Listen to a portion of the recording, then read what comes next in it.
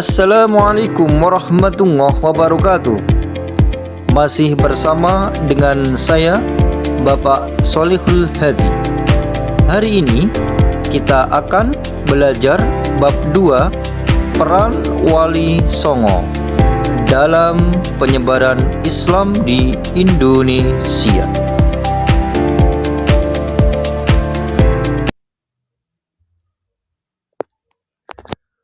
Peta konsep,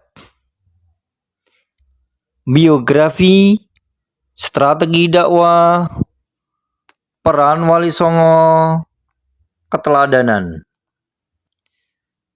Biografi: Sunan Gresik, Sunan Ampel, Sunan Bonang, Sunan Kalijaga, Sunan Giri, Sunan Derajat, Sunan Kudus, Sunan Muria, dan Sunan Gunung Jati.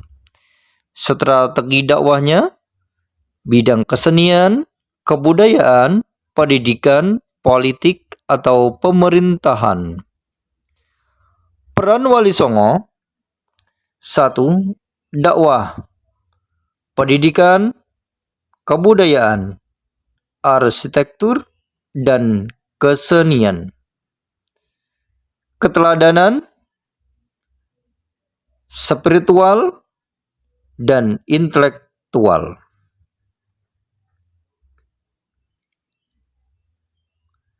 Tujuan pembelajaran: 1. Peserta didik mengidentifikasi nama-nama tokoh Wali Songo dan biografinya. 2. Peserta didik mampu mengidentifikasi peran Wali Songo dalam mengembangkan Islam di Indonesia. 3.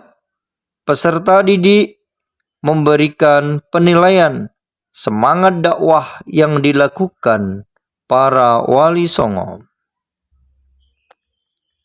Wali Songo, penyebar Islam di Indonesia. A. Biografi Wali Songo. 1. Syekh Maulana Malik Ibrahim. Maulana Malik Ibrahim dilahirkan di Champa, Kamboja. Ayahnya bernama Barakat Zainul Alam, seorang ulama besar dari Maghrib. Maulana Malik Ibrahim disebut juga Sunan Gresik atau Syekh Maghribi atau Mahdum Ibrahim al-Samarqandi. Orang Jawa menyebutnya Asmorokondi. 2. Sunan Ampel atau Raden Rahmat. Ali Rahmatullah atau yang dikenal dengan Sunan Ampel adalah seorang wali yang menyebarkan agama Islam di tanah Jawa. Ia lahir pada tahun 1401 di daerah Champa, Vietnam. Sunan Ampel adalah putra dari Syekh Maulana Ibrahim Asmorokondi dengan Dewi Chandrawulan.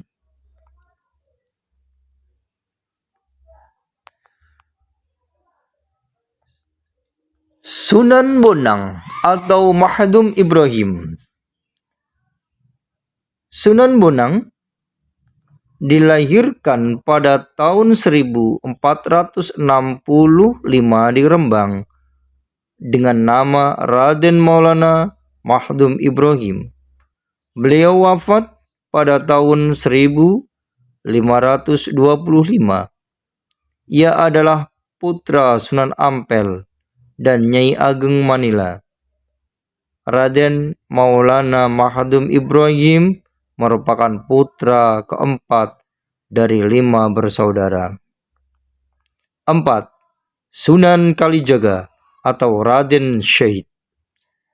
Sunan Kalijaga lahir pada tahun 1450 Masehi dari pasangan bangsawan Tuban, yaitu Temenggung Wilatikta, Bupati Tuban saat itu, dan Dewi Nawangarum.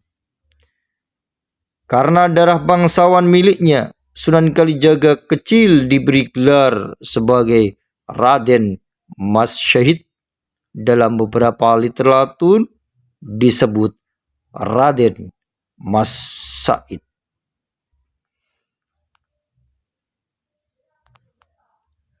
5. Sunan Giri atau Raden Ainul Yakin. Sunan Giri merupakan putra dari Syekh Maulana Ishak dan Dewi Sekar Dadu, putri Raja Belambangan Menak Sembuyu, yang lahir pada tahun 1442 Masehi. Di masa kecilnya bernama Raden Paku atau Joko Samudro, kemudian diberi julukan Ainul. 6. Sunan Derajat atau Raden Qasim. Sunan Derajat diperkirakan lahir pada tahun 1470 Masehi. Beliau adalah putra dari Sunan Ampel yang terkenal karena kecerdasannya, dan ia merupakan saudara dari Sunan Bonang. Setelah menguasai ajaran Islam, ia menyebarkan agama Islam di daerah Desa Derajat sebagai tanah perdikan di Kecamatan Paciran.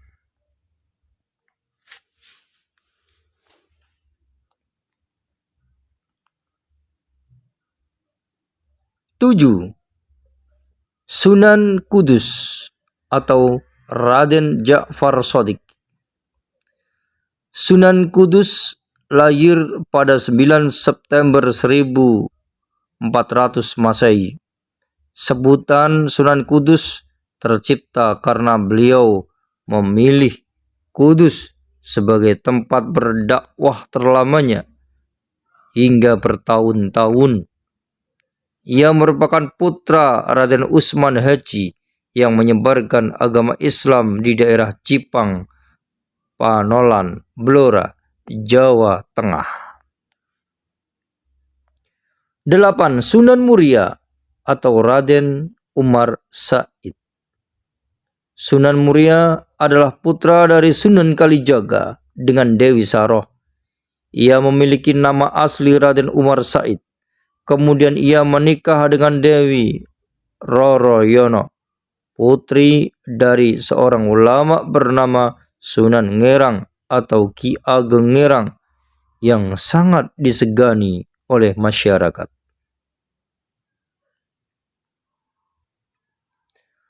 Sunan Gunung Jati Syarif Hidayatullah. Sunan Gunung Jati yang juga dikenal sebagai Syarif Hidayatullah tercatat sebagai salah satu anggota Wali Songo yang memainkan peran penting dalam menyebarkan agama Islam di Indonesia, terutama di Jawa Barat, DKI Jakarta, dan Banten. Nama aslinya Syarif Hidayatullah mencerminkan keturunan terhormatnya sebagai keturunan ke-23 Rasulullah Sallallahu Alaihi Wasallam melalui ayahnya Syarif Abdullah yang berasal dari Mesir. Ibunya Nyai Rarang Santang merupakan seorang putri Prabu Siliwangi dari Kerajaan Pajajaran. Gelar Gunung Jati diberikan oleh umat Islam untuk menghormati jasanya.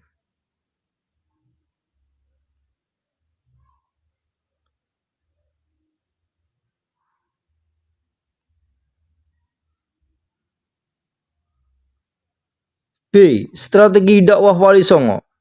1. Maulana Malik Ibrahim dalam berdakwah saat itu adalah berdagang dengan membuka warung yang menyediakan kebutuhan pokok dengan harga murah.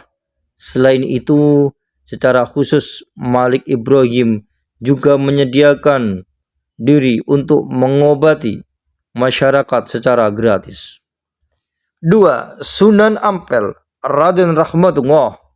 Sunan Ampel menggunakan metode pembaharu dan pendekatan intelektual, sedangkan para wali menggunakan metode budaya dan media seni untuk menyebarkan agama Islam. Kedua metode itu menjadi keunggulan oleh Sunan Ampel selama menyebarkan agama Islam.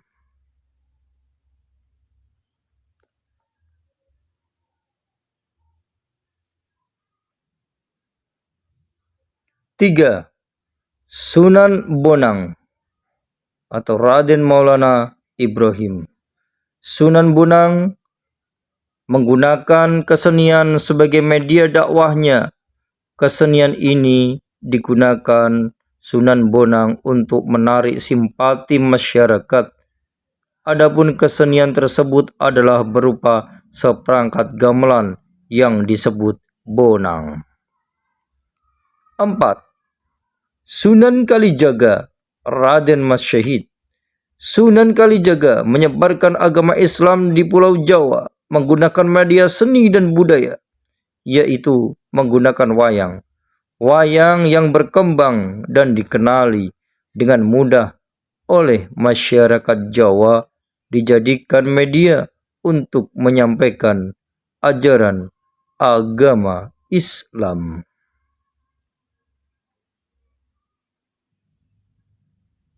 5.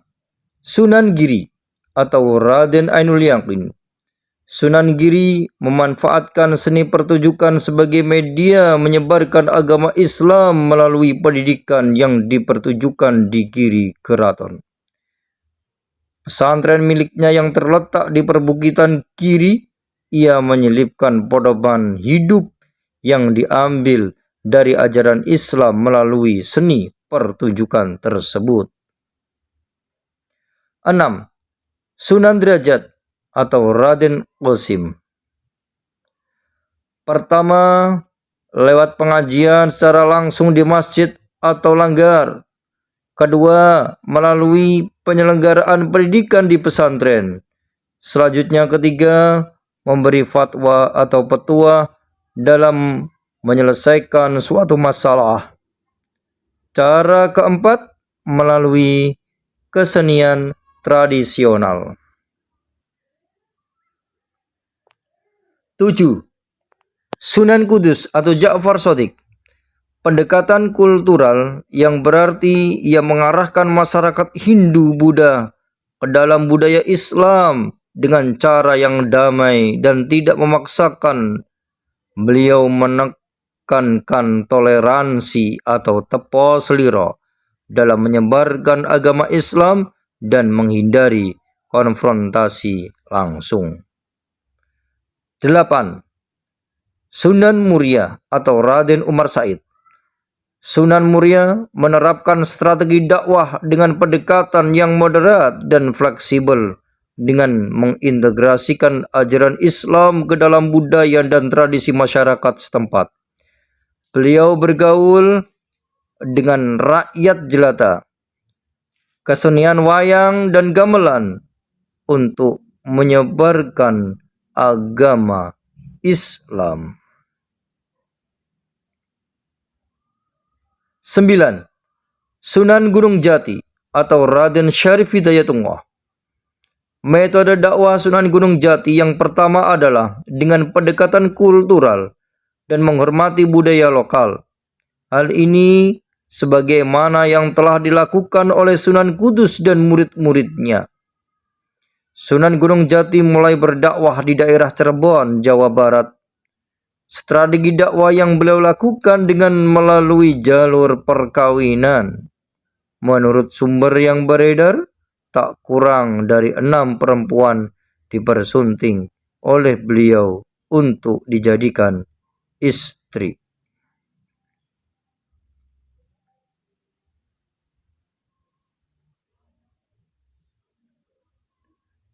C. Peran Wali Songo terhadap peradaban Indonesia. Perjuangan dan peran Wali Songo dalam menyebarkan agama Islam di Indonesia memiliki banyak peran, di antaranya peran dalam bidang pendidikan, politik, dan bidang dakwah yang dijadikan sebagai berikut. Bidang pendidikan, peran Wali Songo dalam bidang pendidikan terlihat secara eksplisit dalam mendirikan pondok pesantren. Peran Wali Songo sangat signifikan dalam penyebaran Islam di Nusantara. Mereka tidak hanya berperan sebagai pemimpin spiritual, tetapi juga sebagai penyebar agama Islam dan pembangunan pesantren. Wali Songo berhasil menggabungkan ajaran Islam dengan tradisi lokal, sehingga mempermudah penerimaan agama Islam oleh masyarakat setempat.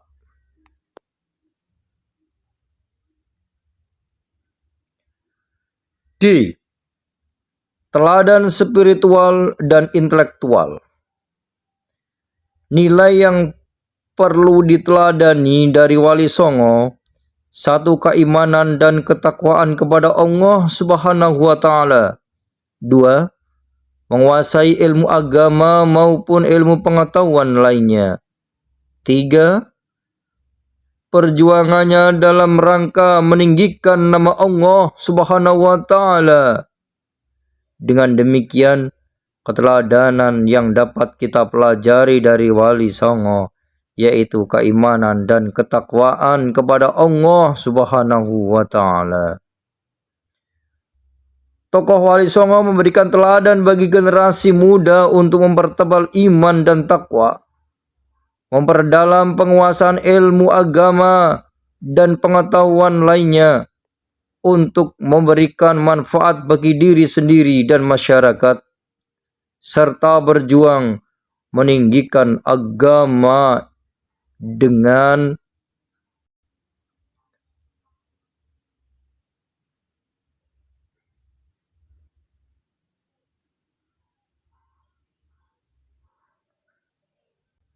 mengembangkan silaturahmi dan menyampaikan kebenaran secara bijak.